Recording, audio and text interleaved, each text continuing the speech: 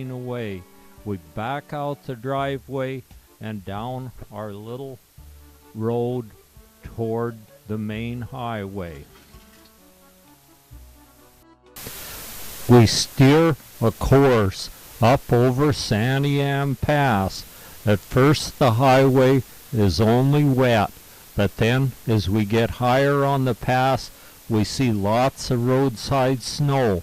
Well, that's good, though. We've got a good snowpack in the mountains, and that's very important for the summer rivers to fill the reservoirs and the summer rivers to run well. We stopped the first night at our daughter Annette's vacation home at La Pine. There's still plenty of snow on. There's big drifts all around the house. We're just spending the night. The next morning we're underway past Summer Lake and on south we go down to hit 395 near Lakeview, then through Lakeview and on down into California. We see a geyser erupting in front of a motel at Lakeview. Then we come in to Lakeview that we didn't bring with us. After suffering through a miserable shopping trip at Safeways, we're soon underway again, heading south. Our next big stop will be to spend the night at Tim's at Carson City. We reach Tim's and find that he's just thrown some stuff out for the quail to eat. They're a bunch of little quail, and they're sure cute little guys out scratching around right in Tim's yard. That night, Tim took it to a casino to have a very reasonable steak dinner, and the next morning, Tim's hard at it, cooking breakfast. Over here is a little bit of venison from the north rim of the Grand Canyon. Oh, yeah. And just a pinch of garlic. Oh, yeah. And Yeah.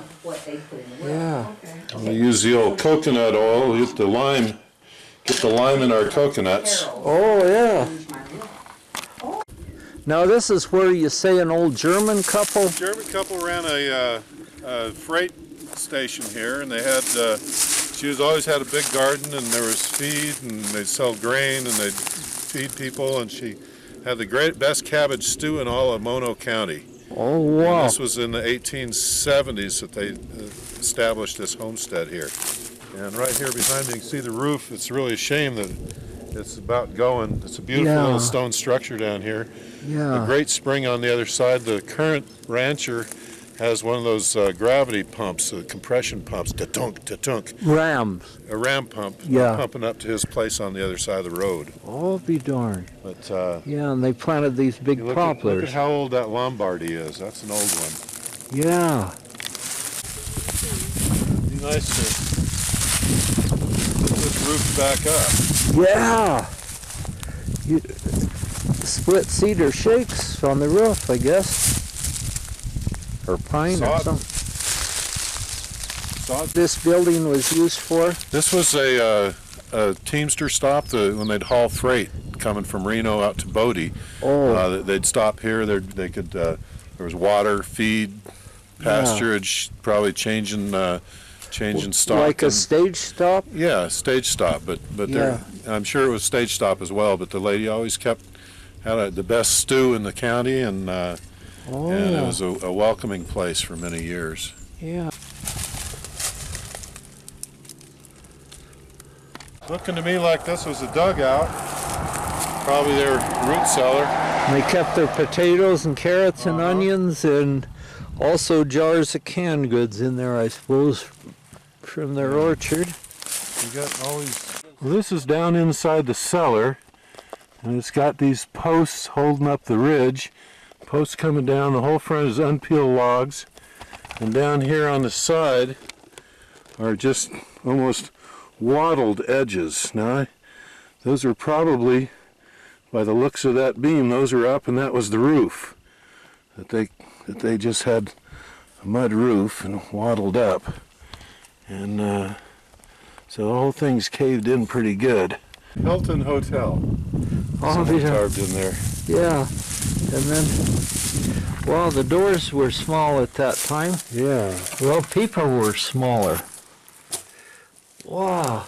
Just very simple, basic need thing with a stone floor. Keep the dang wind. Keep the winter out. Yeah. And it was probably cool in here, being two-story when it's hot in the summer. You know, sometimes in those old homesteads, if... It's up in there behind the... Oh, I see it. Yeah. And, that's their orchard. Wow, those are old trees. they are.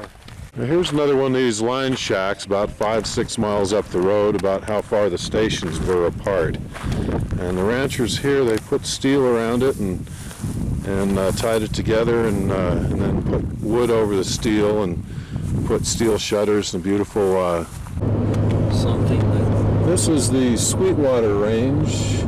Those peaks are full of mining camps and old freight roads, and they're really gorgeous up there. A lot of log cabins and different settlements. You can drive right up to the tips and tops of most of those peaks.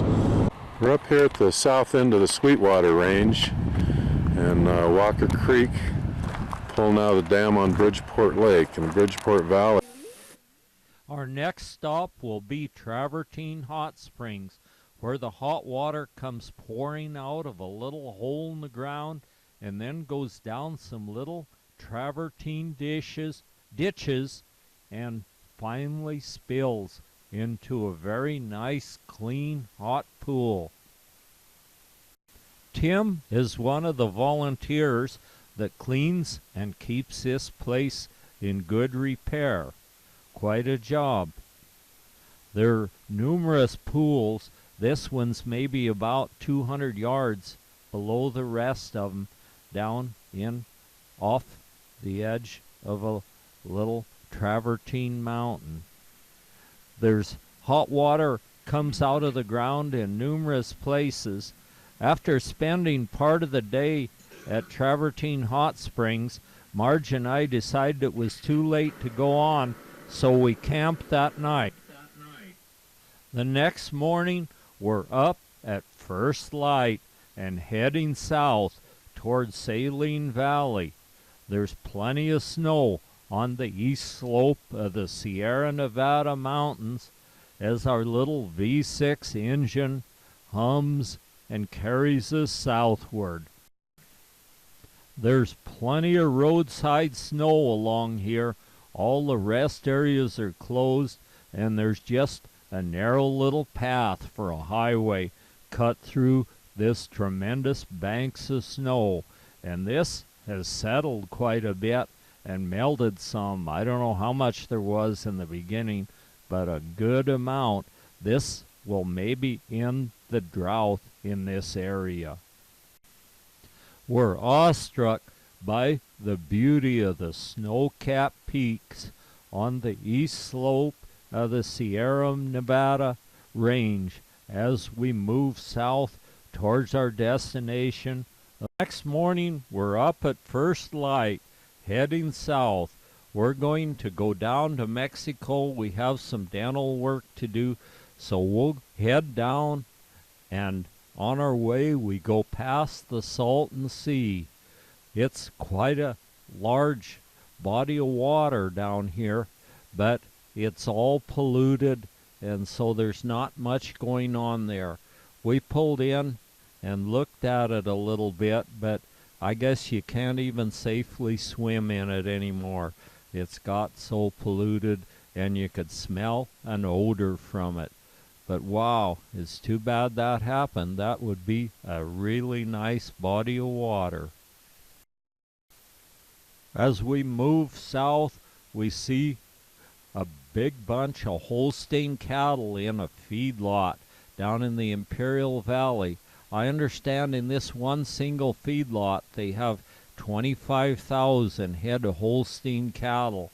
And then there's the canal, which is the lifeline for the whole valley, and then just thousands and thousands of acres of crops. Everything that you might need. There's a lot of alfalfa and lot of produce like lettuce and celery and carrots. We make the turn off the main road up into a gravel road, and we reach the site where we're going to camp. I set the tent up just as the sun puts itself away down behind the valley. The sun is now beginning to reach the horizon as we move towards Mexico.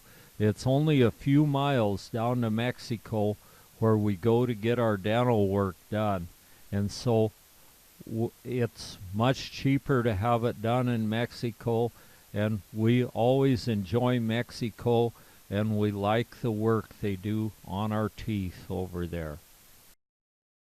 The sun had just barely cleared the horizon, and it looks like it's going to be another super nice warm day. What a great change to be down where you feel warm without even wearing a jacket, and there's no rain.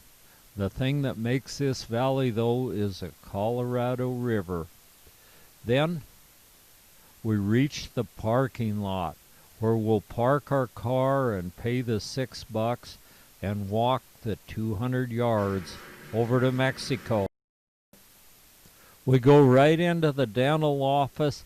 I get right in, and I'm getting a crown put on my tooth today. So I get the impression made, and then we go on and look around Mexico a little bit. Marge gets hungry, so we go to a restaurant and get us something to eat.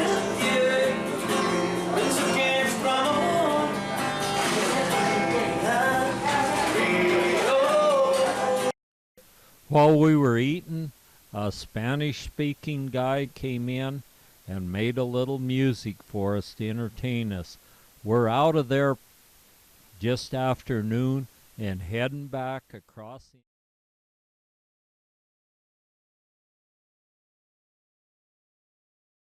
This is a hot well. When Patton was here getting ready to train troops for Northern Africa, they drilled a well to train their tank troops, and they hit hot water, an artesian well, and it's been there ever since. Volunteers take care of the place, and palm trees have grown all around.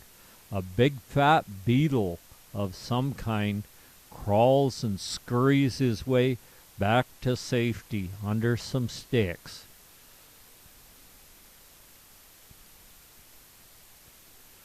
The mesquite are in full blossom now in the valley, a real pretty sight.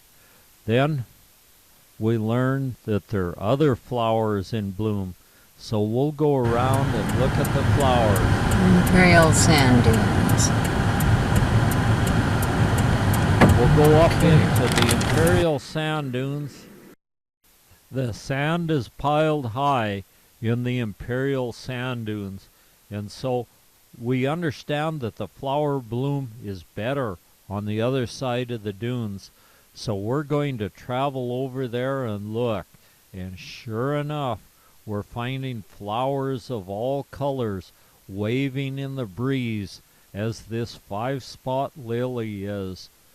And then there are more wildflowers, little daisies growing in big clumps, and more flowers growing close to the ground, and some little white buttons growing kind of high on a bush. A clump of daisies looking good, swaying in the breeze. Then we decide to go on farther and found these succulent flowers in bloom with a little blossom right out near the tip of them. And they just look like a clump of sticks, but they're blooming and blooming nice. We found these daisies just every place we looked. We'd see clump after clump of them, and many of these succulents growing tall. Marge is burning up a lot of film. I hope she does something with it when she gets home. This little 5-spot seems to have caught her eye. That's one of the flowers that close up at night. Then we found the cholla blossom. The cholla is a very wicked, thorny cactus that has barbed thorns, and if you get one in you, you'll wish you hadn't, but they sure have a pretty blossom. The beaver tail are already done blooming down here. That's seed pods on 'em. And then we see some of the trees with pretty yellow propellers of blossoms on 'em, and they're flowers of every color you could want, big and small, and some more of the beautiful cholla cactus. I guess that would attract any insect for pollination, and more of the sticks with a flower blossom on the outside, one of the succulents. We're heading back home, and we went through Arizona. Here we see the giant saguaro cactus with their arms pointed skyward, standing alone on the horizon. And then below 'em is just a mat of wild flowers, more flowers than you can count, in every color and shape that you could imagine, growing around these giant cactus, from the tiny whites to the purples and blues, and even a seed pod of a flower that's gone to seed. Little buttercups are gently waving in the breeze as we look on. Marge wanted her picture taken in front of one of these giant cactuses with its arms held out proudly on the horizon, and more little flowers every place you look. Even the lupin are growing here. In spite of how nice the desert bloom is, we have to move on. We get in an area where it's a little breezy, and there's a sandstorm second to none. You can just barely see the fog line through the cloud of dust as we move on. It's kind of dangerous. You never know when somebody's going to come up from behind and smash into you. So all we could do is just hold steady and hope that no one did this. And so it was a few minutes going through all this cloud of dust. But finally, we see a light at the end of the tunnel. When we get into the hills more where there isn't so much dust, then we'll be able to see once again, although the wind's blowing like crazy. I'm looking for my map. Where was It it? blew away. Did you have to go Wait. to Mexico after? No. Although we would have liked to stay longer, it's time for us to head for home.